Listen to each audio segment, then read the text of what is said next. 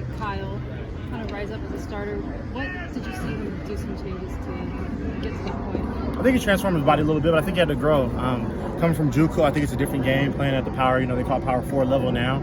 I think it's really cool being a California guy. We're from the same area. I played his high school when he didn't even play, so I think it's pretty cool to see that guy develop over time. I think it's a testament to him and his work ethic, as well as Coach Joe and the staff. And Coach T coaches really hard, so I think he's been able to absorb that in the right way. I think he had a struggle at first, which I think everybody does. Everybody has a struggle period of making an adjustment. So I was really excited because I told him at the beginning of the season before camp that he had an opportunity to come in at a position where it was kind of up for grabs. So it's pretty cool to kind of see that come to fruition for him. And I mean, what kind of changes did the entire O-line make this year to stay healthy and just be where they are right now? I think holding each other accountable, especially in the offseason. I think the biggest thing, I got hurt in the offseason. A lot of guys get hurt in the offseason. So I think it's more of building those habits in the offseason so that when the season comes, you don't have to beg anybody to get in the ice bath. We're all in the ice bath together. Accountability-wise, we always send a picture to Coach T. That was just for an accountability piece. I mean, a lot of times he always says, I didn't even see the picture a lot of the times, but it was more of an accountability piece. Hey, our coach wants us in here. We're all going to get in here because it's better for our body. And I think just adopt a new thing. Having Josh Atkins, we call him Skrilla, bringing him with me to get IVs and stuff like that. And then Max started getting the IVs, and so everybody adopted leaf changing his diet a lot. So I think everybody's been trying to do things personal that works for them. And I think Kyle Scott's been able to do that a lot as well. So are you going to do the senior day stuff, or are you going to chill on that because there's a possibility of you coming back? Yeah, there's a possibility. I think we haven't made a decision yet, so I still got to talk to Coach Dillingham. I got to talk to Coach T. So we'll make a decision. I think I agree with Coach Dillingham is that, the last time you take the field should be the last time you're there. But as far as me, it really is up in the air. I really haven't made a decision yet. So whatever happens on senior day doesn't determine at all what I'm going to do next. So what factors go into that decision for you?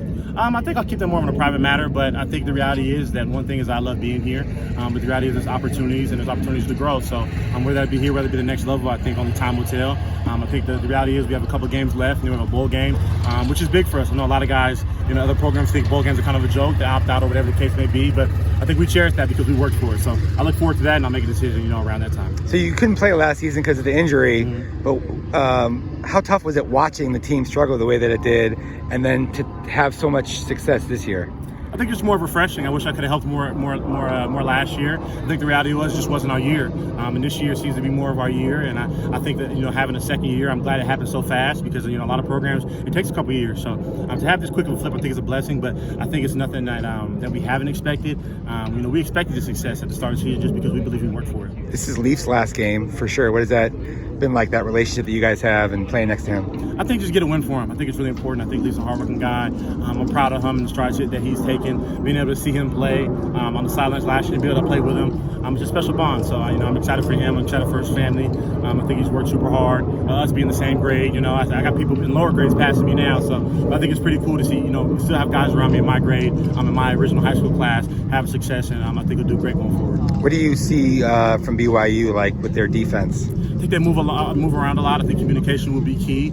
I think they have good players, but I think Klein Sataki, that was my first offer ever, BYU. So I have a lot of respect for him and his program. He coaches those guys hard. We talk about a lot of little things and details here, and I think those guys do a lot of the same. ASU hasn't been undefeated at home since 2004. So what would that mean? I think they'll be huge as a program. I think that shows everybody else. I think it's less about this year and more about years to come. They say, hey, these guys didn't lose all last year. We're going to make that happen this Saturday, and we plan on making that happen. I think I kind of just set a precedent for teams that come and say, hey, it's going to be a rowdy environment. And I think you get this entire city, this school, really back to that football school vibe where it's like, hey, on Saturdays, we shut this thing down and we're all at Mount America Stadium making it happen. I think teams will notice.